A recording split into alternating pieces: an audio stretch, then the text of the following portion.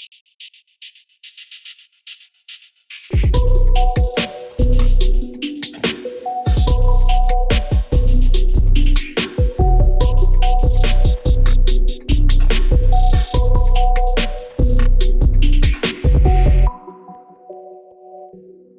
Jamie, and I'm a member of Metro Justice, and I'm here today with Lyle Rubin, who is also a member of Metro Justice, a veteran and an activist. We're here today to talk about the Poor People's Campaign, specifically militarism. So Lyle, I'm wondering if you can start out by telling us a little bit about your personal experiences with militarism as a topic overall. Sure. So I served in the Marine Corps for about 5 years. I served in Afghanistan for about a year in 2010. I was a signals intelligence officer, so I was part of a unit where we were effectively spying on the people we were fighting through various uses of technology. So I actually, in some strange ways, got to kind of learn about the people that we were aiming our weapons at, learn about their everyday life routines. So one day I'd be reading these scripts about their conversations, which weren't all that different than the conversations I was having with my peers, and then the next day I might be on the front lines where we're effectively, or we're firing at these people. So I just became very cognizant of the ways in which our politicians and our generals and our leadership dehumanize these populations.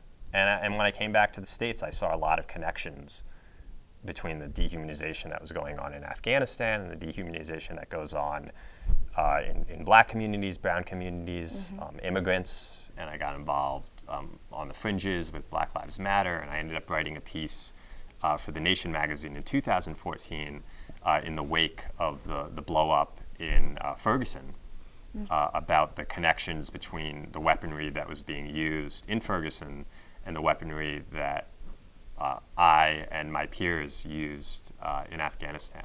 So I've been very interested in the connections between militarism and empire abroad and militarism and empire at home. So I want to kind of circle back around to link into the Poor People's Campaign again.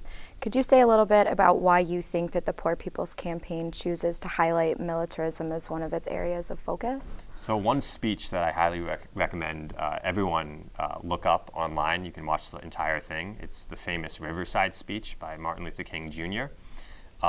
Toward the end of his life. And it was his famous, or in some people's eyes, infamous speech coming out against the Vietnam War. And he talked about the three kind of evils of American society, and they were materialism, racism, and militarism. So he saw at the time, like many people on the left, particularly the Black left, saw at the time that there were all sorts of connections between the war against Black people at home and the war against a number of people of color abroad. And I think we've seen that more and more as the years and decades have gone by. I want to talk a little bit right now about the budget and the impact that military spending has on the budget. Could you share with us some things about that? So there's a thing that's been going on for a while now. It's called the National Defense Authorization Act, the NDAA. Every year it's passed by virtually every senator in the Senate and most Congress people in the House. The media hardly pays attention to it at all. It's been entirely normalized, and there's simply no debate. And you're talking about a lot of money. Every year, the price tag goes up. I think most recently it was something like $900 billion. So you're talking about almost $1 trillion that's being spent a year on these wars that even our own government's agencies, when they actually sit down to do assessments, have concluded these wars have not met any of the official objectives of our government, and yet we keep on throwing more and more money. And there's simply no debate about this. There's all sorts of statistics out there about what a year's worth of military spending is worth in domestic dollars. I think one of the common statistics is something like 53% of discretionary spending goes to the military. I mean, you're talking about Medicare for All, for instance, could be entirely funded with just a fraction of what we spend on the military and then military aid to other governments. politicians are constantly telling us they don't have the money for these sorts of things. Sure. And then if you actually look into the numbers, it's because all that money is going to fighting wars abroad. I'm wondering if you can talk a little bit about the domestic impacts of having such a war-focused economy and politics, and then maybe even move into talking about the militarization of our police force. Right. So one example of this, there's a number of congressional districts now that have military bases. There's all sorts of reasons for this, but one of the intended or unintended effects of this is we now have a majority of Congresspeople who have a direct incentive in feeding the war machine, because they actually have a lot of their employment based on the maintenance or the expansion of what President Dwight Eisenhower called the military-industrial complex. But going beyond the question of budgeting, really at an affective, emotional, psychological level, I think endless war really takes its toll. Sure. So one example of this would be the discussion we have around school shootings. It's wonderful that we're now talking about regulating guns to some degree, but these demands are almost always coupled with having more cops in our schools or in our public spaces, having more surveillance in our schools or in our public spaces. There's actually a massive surveillance industry that works simultaneously both beyond our borders and within our borders now. You're talking about billions of dollars.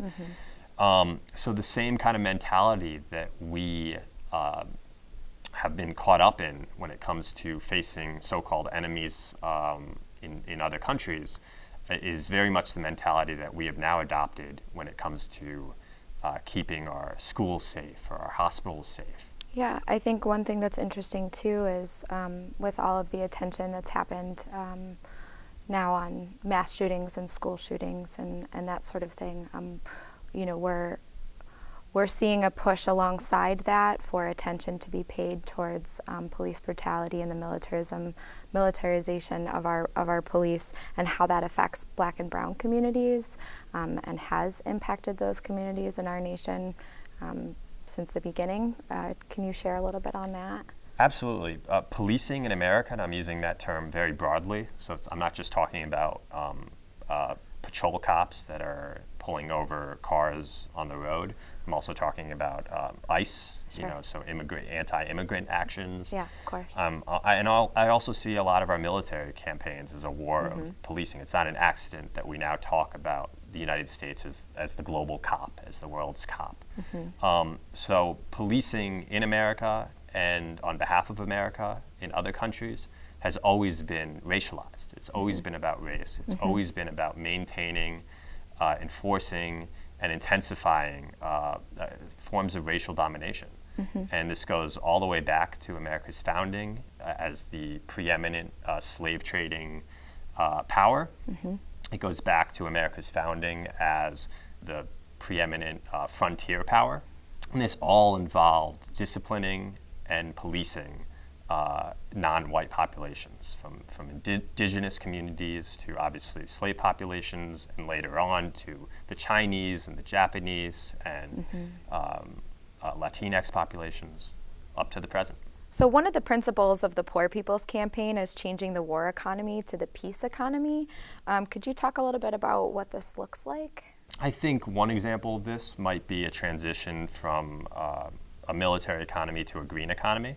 I think a lot of the research and development that is now going into finding more sophisticated ways to kill can easily, a lot of that money and a lot of that technology can easily go into finding more effective ways to green the economy and to find more ecologically friendly ways to collectively exist in this world. I know the issue that we're talking about is broad and it's a complicated one, but I'm wondering if you have any suggestions in terms of what we should be looking towards for solutions. What do you see as being a good way to start to change this culture? I think we have to stop relying on the political class. I think, like every time in American history, the only time there's any real substantive radical change is when you have mass movements, when you have millions of people coming together and demanding that certain change takes place. The major reason that there isn't a party, and that a party that stands for anything resembling an anti-militarist agenda, is because we've relied far too much on individual politicians to somehow solve these problems. Well, thank you for being here today and for having this conversation that's really important to Metro Justice, the Poor People's Campaign, and Rochester as a community. Thanks for having me. Yeah, thank you.